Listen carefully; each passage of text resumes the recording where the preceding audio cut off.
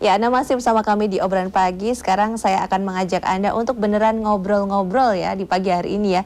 Ini ada pilihan oleh-oleh khas Yogyakarta yang baru yang bisa Anda pilih nanti ya. Kalau masih bingung, mumpung hari Jumat, besok masih Sabtu kan ya, ada kesempatan buat order dulu produk-produk ini langsung sama ownernya nih ya. Kita hadirkan yang pertama ada Mas Hanum Wahyu Wibisono, ini owner dari Kumkum Jamur Crispy. Satu lagi ada Mas Muhammad Abrar, owner dari Rakuma Olahan Kurma. Karena kita menghadirkan alternatif oleh-oleh khas Yogyakarta untuk Anda hari ini. Apa kabar Mas berdua, sehat ya? Alhamdulillah sehat. Sehat, bisnisnya lancar? Alhamdulillah. So far so good atau progresnya naik nih? Cukup bagus sih. Cukup bagus ya. 2025 cukup bagus. 2025 cukup bagus. Ini saya ke Mas Hanum dulu. Ini mulai kapan ini untuk yang jamur crispy-nya ini, Mas? Jamur crispy kami ini mulai sejak bulan April tahun 2020. Oke. Jadi udah hampir 6 tahun sih berjalan seperti itu. Ntar lagi ya, 6 tahun ya, ntar lagi ya itu. Awalnya gimana nih? Emang dari awal pengen usaha kuliner atau? Jadi dulu saya pernah jadi supervisor di perusahaan kelapa sawit di Kalimantan, terus 2019 balik ke Jogja. Terus sebelum ke olahan jamur, kami adalah petani jamur tiram. Tetapi karena di Kulon Progo banyak petani jamur tiram, maka kami mencoba untuk mengolah biar ada nilai jual lebih dari jamur tiram tersebut. Nah, seperti itu. Makanya kami saat ini fokusnya di olahan dari jamur tiram. Oh, melihat peluang gitu ya? Iya, benar. Jadi berhenti dari bekerja justru menemukan peluang yang lebih besar lagi gitu ya? Iya, benar. Kalau kita mau usaha kan gitu kan ya Mas ya? Oke, kalau ini yang olahan kurma ini dari kapan ini Mas Abrar? Kalau kami Rakuma ini mulai di develop ya, R&D-nya itu memang persis juga sih hampir sama di tahun 2020 pas COVID ya. Karena waktu COVID itu banyak orang mencari makanan minuman sehat. Betul. Dari situlah muncul ide bikin apa ya, karena memang sebelumnya kami pernah usaha juga dari bidang konsultan tentang kesehatan. Jadi sedikit nyambung, akhirnya kita coba ambil peluang itu di 2010. Tapi kita memang launchingnya itu di 2021. 2021 launchingnya ya. Iya. Oke, satu perjalanan yang cukup panjang juga gitu. Betul. Sejauh ini kalau Mas melihat peluang terkait dengan usaha yang ada kaitannya dengan kesehatan gitu gimana sih? Ya kalau ngelihat trennya sih sebenarnya mindset orang-orang sih sudah mulai sudah mulai aware dengan kesehatan gitu. Memang waktu awalnya kami coba target marketkan di pas COVID, setelah COVID memang sempat bingung kan mengatur strateginya. Karena kan orang sudah mulai beraktivitas seperti biasa, awareness tentang kesehatan sudah mulai berkurang. Nah, kita di sini coba tetap mengedukasi dan memberikan awareness lebih mungkin di platform sosial media segala macam seperti itu. Kalau jenis olahannya yang kurma apa aja nih hasilnya? Waktu awalnya dulu memang kita pernah ada itu selai kurma dan susu kurma. Selai kurma dan karena dulu orang kan pengen cari buat imunitas tubuh ya. Nah, berjalan waktu memang kita sempat develop itu ada sambal kurma. Jadi kita sebenarnya di awal itu secara produk lebih ke healthy food tanpa gula atau less sugarnya. Oke, gitu. Karena manisnya udah dapat dari kurma itu tadi ya? Iya, betul. Kalau sekarang? Kalau sekarang kita beberapa produk itu memang ada tambahan ini seperti coklat kurma, ya kemudian ada cookies kurma juga. Saat ini kita sedang develop lagi, nanti mudah-mudahan sih 2026 ini kita akan launching. Nanti ada sari kurma dan sirup gourmet kurma gitu. Oke, jadi nggak berhenti di satu produk, terus develop kira-kira kebutuhan pasar, keinginannya sekarang seperti apa gitu ya? Betul, karena kalau dulu cuma mengandalkan buat imunitas tubuh, nah sekarang udah tren imunitas tubuh itu udah sempat menurun gitu. Jadi tapi kita bagaimana tetap memberikan suatu produk yang healthy juga, tapi dikemas dengan jenis produk yang lain seperti itu. Oke, kalau ini nih dari jamur crispy ini ya Mas ya. Mungkin kalau kita ketemu sama jamur crispy ini hanya orang-orang tertentu yang tertarik untuk mencoba. Ini di awal itu tantangannya seperti apa ketika kemudian milih jamur crispy yang ditawarkan gitu? Karena dulu awalnya petani jamur ya Mbak Isya ya. Jadi memang dari petani jamur akhirnya kami buatnya olahan dari jamur tiram dulu. Nah, awal mula memang kami ke teman-teman terdekat sih, tetangga-tetangga, teman SMP, teman SMA. Nah, ternyata feedbacknya bagus. Nah, dari sana akhirnya kita kembangkan sampai saat ini. Untuk proses pengolahan sendiri, resep dan sebagainya itu uji coba atau ikut pelatihan atau bagaimana? Kami sebenarnya kalau resep lebih istri sih sebenarnya. Jadi kami couple planner, suami istri seperti itu. Kalau resep lebih ke istri, memang dulu awal mula belajarnya otodidak sih. Cuma lihat di YouTube, lihat di Google seperti itu, terus kita coba-coba. hampir 1 bulan kita R&D di awal usaha dulu. Nah, akhirnya ketemu resep yang pas sampai saat ini. Sampai dengan sekarang gitu Iya. ya. Kalau terkait dengan pasar ini, di awal kan dicoba ke rekan-rekan dulu dan sebagainya. Untuk mencoba market yang lebih luas, pertama kali gimana Mas, posting di WhatsApp Story atau apa yang dilakukan? Benar, jadi kami awal-awal dulu memang lebih ke WA Story gitu, WhatsApp Story, terus akhirnya kami ke toko oleh-oleh di Jogja, terus ke toko-toko retail. Nah, saat ini udah mulai ke toko retail modern se-Indonesia sih. Kami ada nyuplai di Jakarta, ke Bali, ke Surabaya, seperti itu. Oh, gimana tuh ceritanya awal bisa langsung masuk ketemu dengan yang market yang lebih besar itu? Kami ini nawarin ke Jakarta gitu, jadi kita nawarin ke kantornya, ternyata cocok dengan mereka. Nah, akhirnya mereka tertarik dan order produk kami. Nah, kami saat ini ada di lebih dari 1.500 titik se-Indonesia, seperti Indomaret di Bogor dan Parung. Terus ada Hypermart, Transmart, seperti itu. Oh, wow. Ini progresnya, kurvanya benar-benar udah naik ini ya? Ya, alhamdulillah. Di atas ini. Tapi pasti ada tantangan juga kan ya, kan jamur crispy kan banyak juga orang yang bisa membuat jamur crispy gitu untuk menjaga kualitas tetap bisa bagus dan taste-nya dan juga kepercayaan dari pelanggan customer gitu, gimana Mas? Nah, kadang teman-teman itu ketika sudah berjalan usaha biasanya pada ngurangi resep nih. Nah, kami salah satunya untuk menjaga resep tadi. Jadi secara kualitas tetap kita pertahankan bahan bakunya sehingga produk yang jadi ini tetap terjaga kualitasnya. Nah, itu yang menjadi kenapa produk kami ini bisa bertahan sampai saat ini, dan pelanggannya ada terus nih dan juga banyak yang repeat order. Kalau untuk proses pengolahan sendiri, SDM yang bertugas untuk handle berapa orang sekarang ini? Kami total tim kami ada 18. Ada 18. Nah, kalau tim produksi ada 13, itu kebanyakan hampir semuanya ibu-ibu rumah tangga, tetangga-tetangga sih. Bahkan ada 2 orang yang ibu kepala keluarga. Pemberdayaan masyarakat sekitar gitu ya. Ya, benar.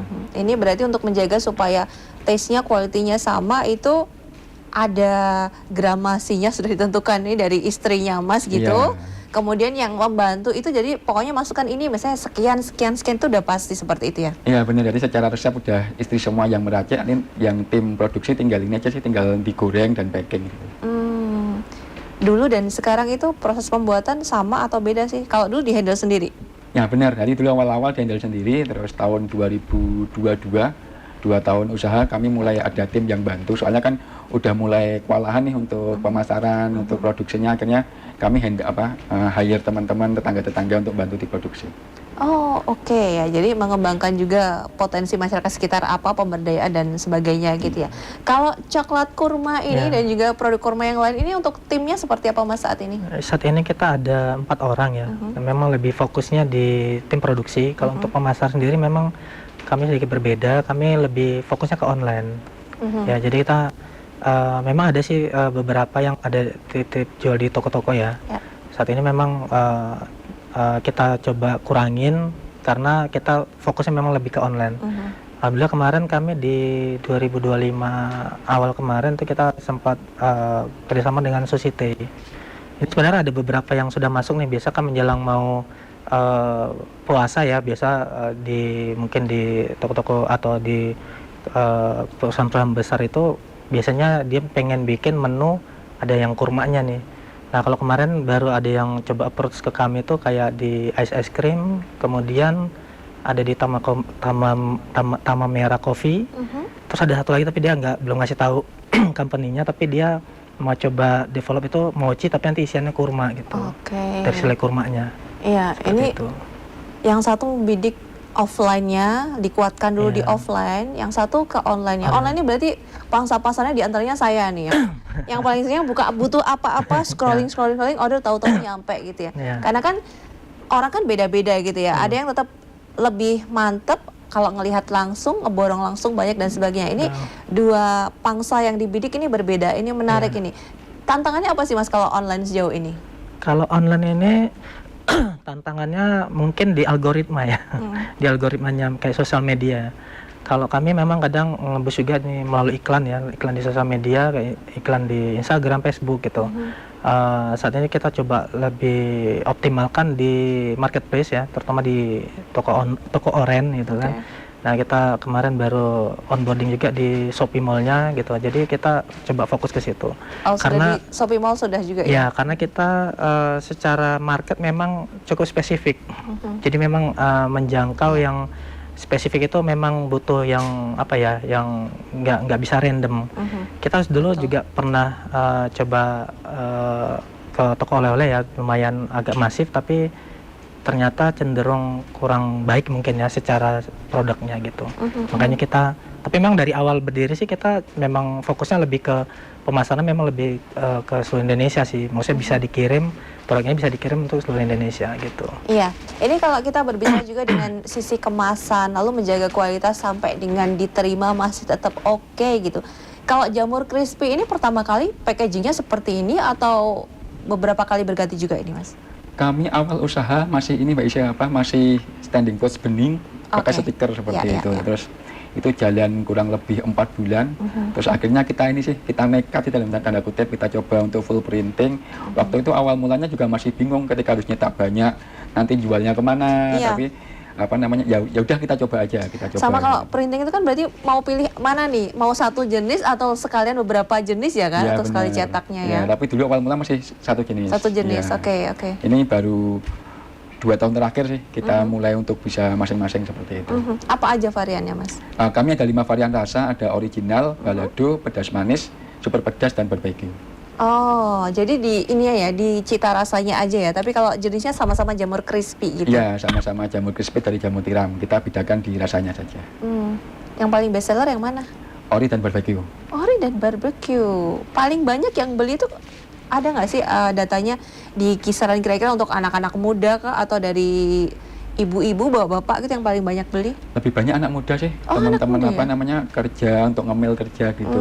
Jadi memang kami nyasarnya kan anak muda dan di tempat-tempat kota-kota besar yang banyak tempat kerja, tempat nongkrong, seperti itu. Ngaku anak nongkrong, ngaku tinggal di kota besar, udah ngambil jamur crispy belum? Belum, jangan ngaku kalau gitu. Harus beli ini buat oleh-oleh juga gitu ya. Kalau Mas ngelihat opsinya kalau untuk cemilan, bekerja, atau untuk aktivitas santai segala macam kan ada banyak, ada yang singkong crispy, ada yang kentang dan sebagainya. Posisinya jamur crispy ini kira-kira seberapa cantik ini, Mas? Sebenarnya jamur itu kan mengandung protein yang cukup tinggi nih. Nah itu mungkin juga menjadi alternatif dan juga pilihan untuk teman-teman camilan yang lebih ini sih, lebih kaya protein sih. Ya. Lebih ke sana kami nyasarnya. Jadi satu opsi value yang bisa dijual diangkat gitu ya. Iya benar, Pak. Jamur kandungan proteinnya tinggi. Ini kurma gitu ya. Nah kalau saya kembali lagi kalau terkait dengan kurma, coklat kurma, lalu akan ada tadi yang sari kurma dan sebagainya gitu. Kalau setiap tahun itu apakah ada target untuk bikin ada diferensiasi produk dan yang dulu tetap dipertahankan, atau ada yang kemudian memang harus kayaknya discontinue deh gitu? Iya betul. Ada yang beberapa produk mungkin kita ada yang discontinue juga, ada yang kita memang tiap tahun itu memang mendiverifikasi produk. Ya kita ngikutin perkembangan dengan market sih. Jadi kayak coklat kurma ini sebenarnya munculnya di 2 tahun terakhir. Kita awalnya belum develop, cuma karena di produk lain penjualan belum signifikan, kita coba yang produk mungkin coklat kurma ini kan cukup familiar lah di telinga masyarakat ya. Kalau kayak selai kurma mungkin belum terlalu, apalagi sambal kurma. Dulu kita pernah buat sambal kurma. Nah untuk sambal kurma memang saat ini kita stop produksi dulu. Mungkin belum, karena memang kita mau fokus lebih ke ke memang marketnya yang sudah kelihatan. Kayak sari kurma gitu kan, itu kan mungkin udah umum ya. Dan itu beberapa sih banyak yang nanya, ini buat sari kurma enggak? Ya, jadi walaupun itu, jadi ternyata produk baik produk yang sudah umum general ataupun produk baru yang kita buat kayak inovasi, masing-masing punya tantangan tersendiri. Iya, dan masyarakat masih mencari kira-kira kalau udah saat ini ada yang ada di produk di masyarakat tuh apa? Mereka tetap cari komparasi produk lain, ada nggak yang sama seperti ini? Kira-kira apakah kualitasnya lebih bagus dan sebagainya gitu kan ya? Nanti kita lanjut ngobrol lagi ya Mas ya, dan pemirsa juga jangan kemana-mana, masih akan lanjut lebih panjang lagi. Kami juga buka line interaktif, Anda bisa telepon di 4477 666. Usai jeda kami kembali untuk Anda.